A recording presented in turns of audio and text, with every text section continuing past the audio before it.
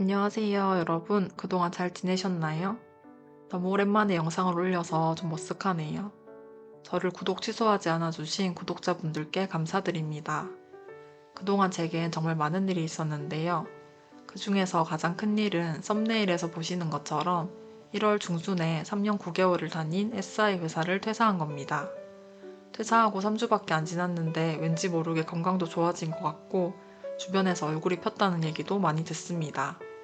이제 영상도 정말 자주 올릴 수 있을 것 같아요. 누군가는 이런 어려운 시기에 왜 퇴사를 하지? 라고 생각하실 수도 있지만 저는 나름대로 많은 고민 끝에 내린 결정이었습니다. 퇴사를 하게 된 이유에 대해 말씀드리자면 크게 세 가지 정도로 추려볼 수 있는데요. 첫 번째로 가장 큰 이유는 다른 도메인을 경험해보고 싶어서입니다. 제가 다니던 회사는 개발할 시스템의 분야가 아주 명확한 편이었는데요. 주로 중앙행정기관 또는 연구기관을 대상으로 한 사업을 진행했습니다. 저는 대학에서 자연과학 분야를 전공으로 했고 관련 업무 경력도 약 2년 정도가 있었습니다. 그래서 시스템을 개발하는 데 필요한 도메인 지식을 다른 지원자들보다는 조금 더 알고 있었고 그 부분이 입사 시 강점이 되었다고 생각합니다. 사실 입사 초에는 이 도메인 지식들이 개발할 때 그렇게 많이 필요할 거란 생각은 하지 않았었는데요. 현실은 아니었습니다.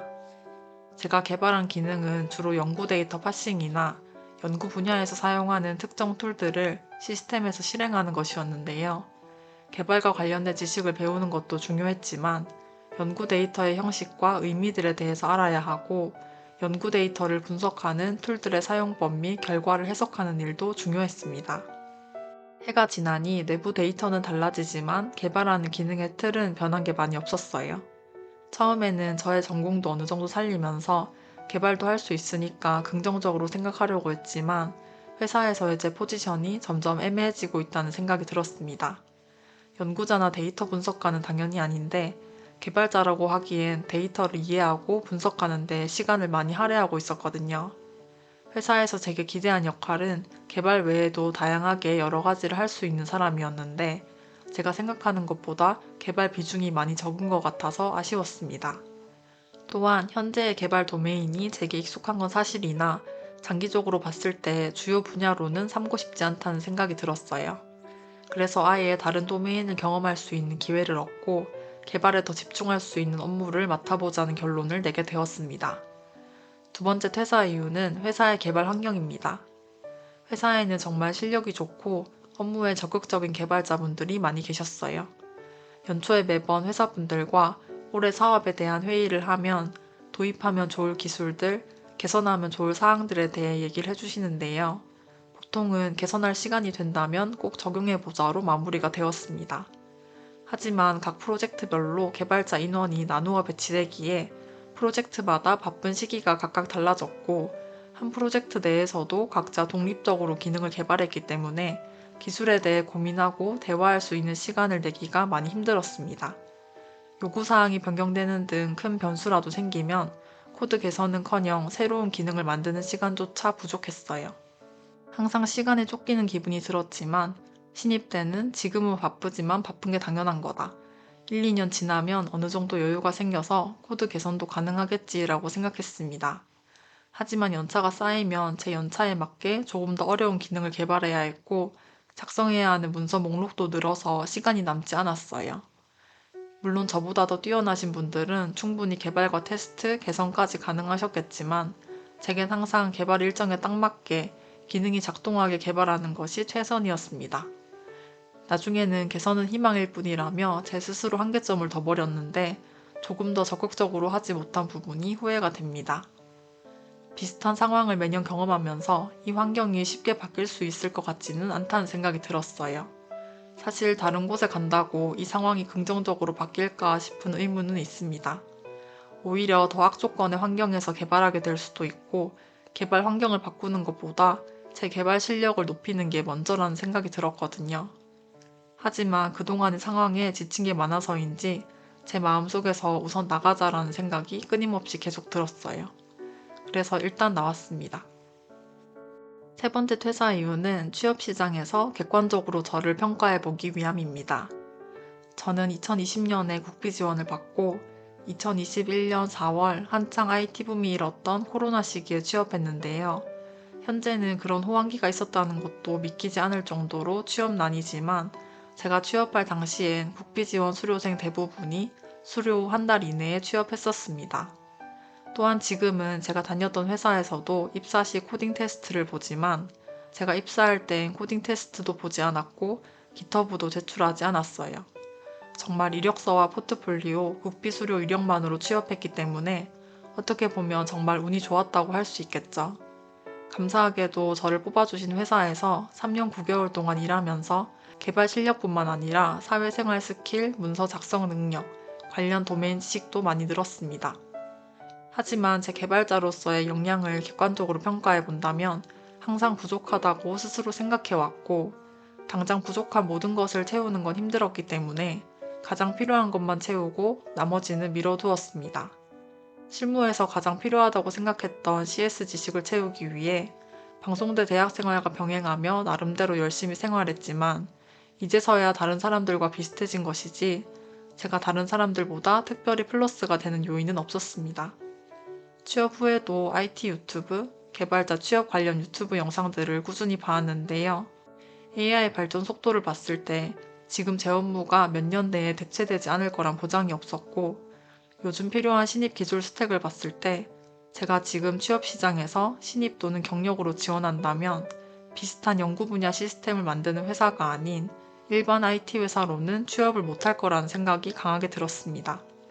제가 연구 분야에 애정이 크고 뜻이 있었다면 계속 다니는 것이 좋았겠지만 그렇지 않았기 때문에 저를 하루라도 빨리 취업 시장에 다시 내던지고 싶었어요.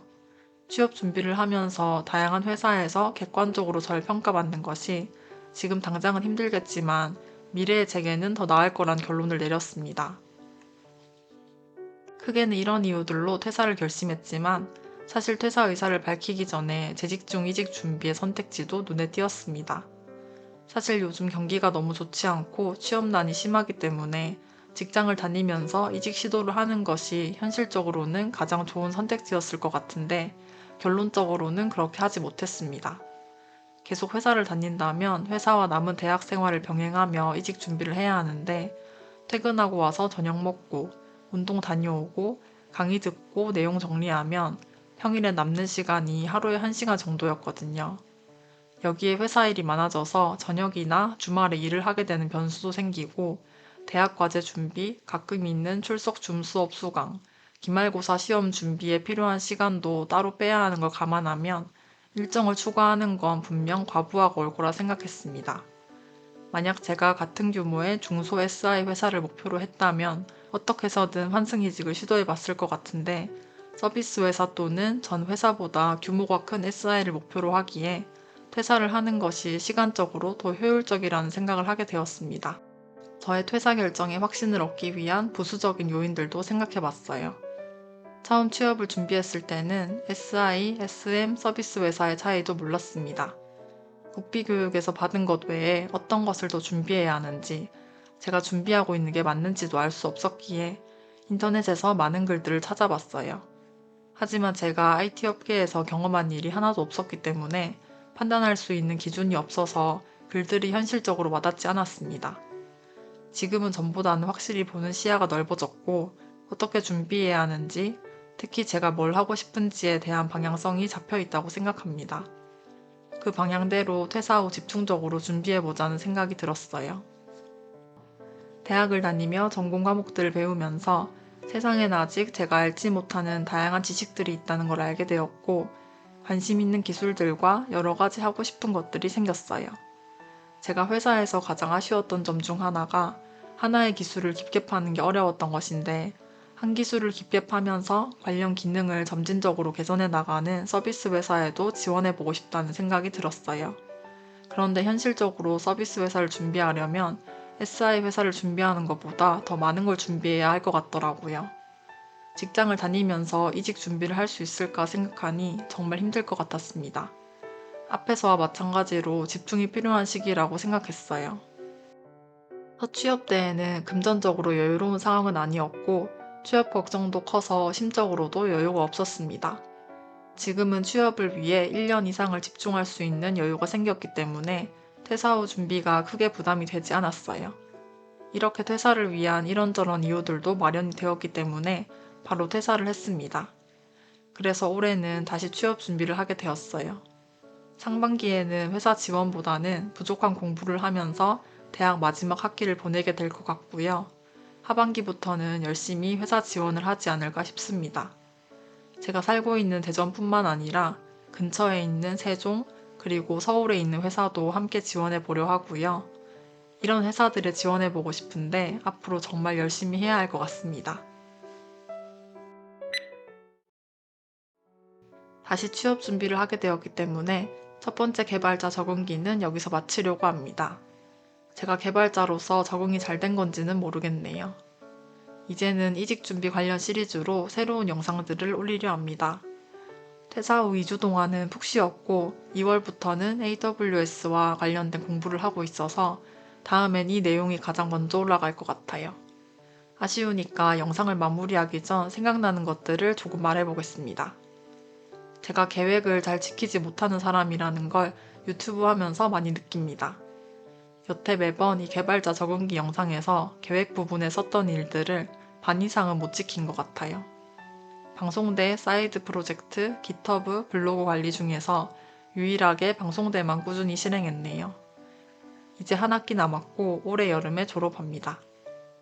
사이드 프로젝트랑 깃허브는 드릴 말씀이 없습니다. 구독자분들 중에서도 분명 저 사람 사이드 프로젝트는 도대체 언제 하는 거야 라고 생각하셨던 분들이 많으실 것 같아요.